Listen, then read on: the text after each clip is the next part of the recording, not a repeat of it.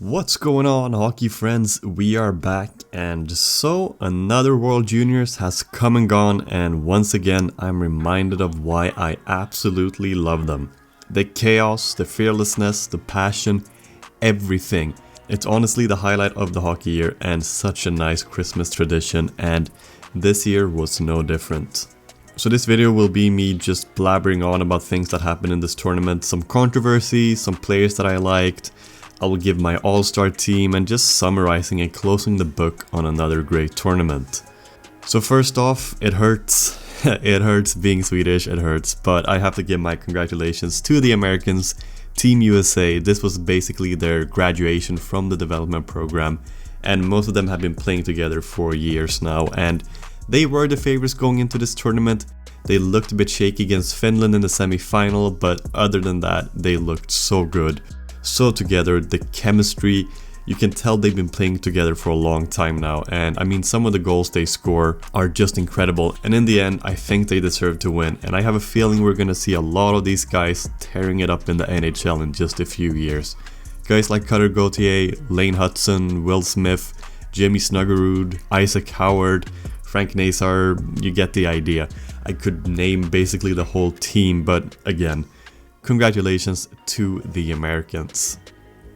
So Sweden, my dear team Sweden, I'm obviously sad. This was one of the best teams Sweden has produced in recent years, and they've had a bit of a rivalry with the US in the under-18 finals in 23 and 22 with this US team. So it kind of made sense that this would be the final, and with the tournament being in my hometown in Gothenburg, I had the privilege of going to a few games, and I just absolutely loved it. It was so nice, the vibes in the city were immaculate, and so was this team. I felt like they could go all the way, but if you let up 5 goals, excluding the empty netter in a final, then you don't deserve to win, I think. There were a lot of impressive performances on this team. Obviously, Jonathan Lekkerimäki, tournament MVP, top goal scorer, once again proved what an elite prospect the Canucks have on their hands. And Noah Östlund was just incredible. I actually thought he was Sweden's best player in this tournament. But Lekkerimäki scores the goals, the clutch goals, and he will get the headlines for that. Deservedly, he was also very, very good. Otto Stenberg scoring the hat-trick in his home rink in front of my own very 2 eyes was also something I'll carry with me from this tournament. And in the end, he's over a point per game. He was quietly over a point per game in this tournament, and I'm betting the St. Louis Blues are licking their lips because not only did he look good, Theo Lindstein looked so good, and he was a late addition to this team. And while we're on the topic of the Blues, Jimmy Snuggerud, like I mentioned earlier, that guy will be stopped by the TSA when he gets back because he's carrying a cannon in his back pocket. And lastly, another Blues prospect that looked good, Jakob Stansel from Team Czechia, winning the bronze medal in probably the craziest game of this tournament. And while we're on the topic of that, also a massive shout out to Jiri Kulich. What a player he is, and also this Czech team and the entire Czech Hockey Association. That's a bronze medal this year, silver last year, and I think they deserve a lot of respect.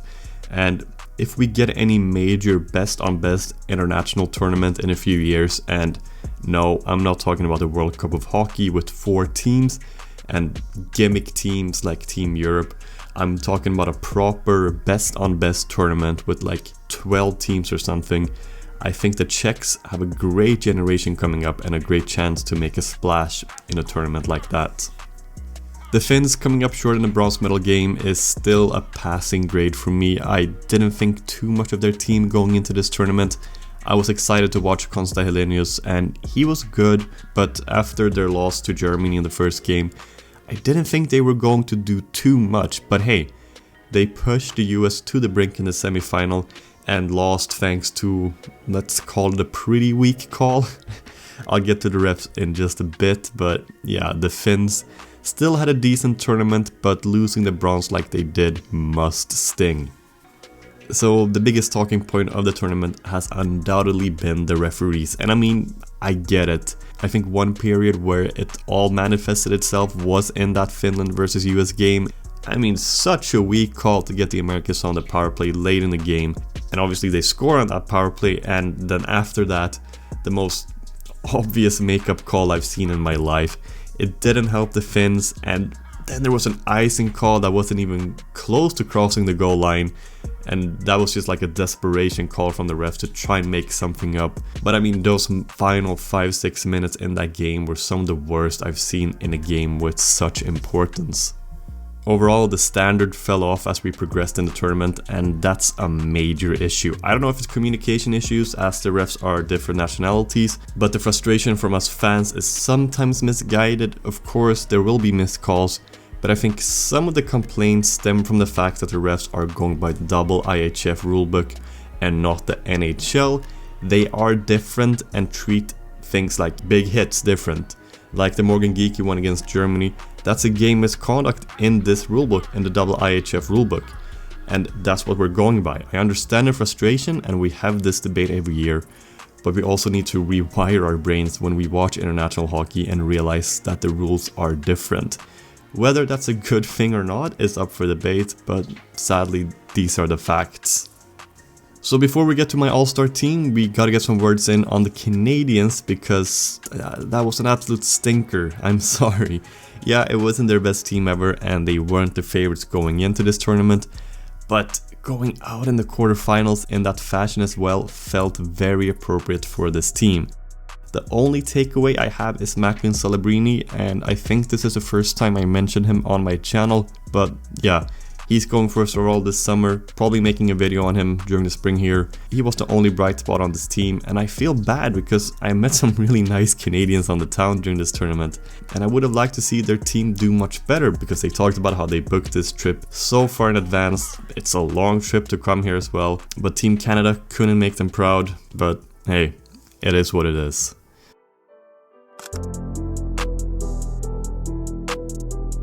So moving on to my all-star team, and starting off with the goalies, I don't think any goalie really performed on a consistent basis throughout this tournament. Hugo Havelid was the best goalie until the semifinals, then I thought he just lost control and the gold medal game was not very good from him. You could argue a goal or two were unlucky, but at the end of the day, it's 5 goals against in a final, and I don't think you can be the best goalie at that point. He also looked a bit shaky overall in that final, so the goalie in my all-star team will be Trey Augustin. He showed up when he had to, and he won every game he played. Also a Red Wings prospect, and there will be another one coming up right now, because the first player in my defensive pairing is Axel Sandin Pellikka, and also Lane Hutson. But there are a few other names you can throw in here, like Theo Lindstein and Thomas Hamara, but I thought Axel Sandin Pellikka was unbelievable. He had some clutch moments, he looked so mature and good, so smooth. I mean, just another great defenseman for the Red Wings for the future. And with Lane Hutson, just such a joy to watch. And you know, he's predominantly an offensive-minded defenseman, but he stepped up his defensive game as well. And he played over 27 minutes in that gold medal game, and he was a big factor in the US winning gold. For my 3 forwards, I'm going Cutther Gauthier, Jiri Kulich, and I'm actually snubbing Jonathan Lekkerimäki for Noah Östlund. Like I said earlier, I thought he was Sweden's best player this tournament. I was blown away by some of the things he did. He was unbelievable, he hit the dab, he created so much space for himself, so shifty, so entertaining. The only issue really is that he couldn't hit a barn door, and I get why Lekkerimäki gets MVP and all that, but I think overall I was more impressed by Östlund's game. Jiri Kulich once again shows up at the World Juniors. This was his 3rd and final tournament, and he's been to a medal game in all of them, winning silver last year, winning bronze this year, and in his first year they went to the bronze medal game but lost. But I mean, this tournament he just kinda took over. He scored 6 goals in 7 games. That's a very good return. He's clutch, he's a leader, and he's the 2nd Sabres prospect on this forward side in my all-star team, along with Noah Östlund. So Sabre fans, get excited. Kulich ends the tournament tied with Cutther Gauthier for most points, and he had 4 points in that bronze medal game comeback, and he was just very good. So lastly, Cutther Gauthier, also 12 points, world champion with the Americans. What a tournament he had. What a player he is. The Flyers have quite the player on their hands. Well, that is something I would say if he was still a Flyers prospect. While I'm editing this video, he's on his way to Anaheim. Crazy trade. And now it's the Anaheim Ducks that have a great player on their hands. Let's get back to the video. He scored the winning goal in that controversial semi-final against Finland, but what a nasty snipe that was. He's been performing on the international stage now for several years in the under-20s, under-18s, as well as the men's world championship, and I think next year he's definitely ready for the big show. So there we are, closing the book on yet another World Juniors. I loved it. It was so much fun being there in person for the first time, and I mean, I'm a bit bummed about the outcome, but hey, it is what it is. If you watched till the end, thank you so much for watching, and I will see you in the next one.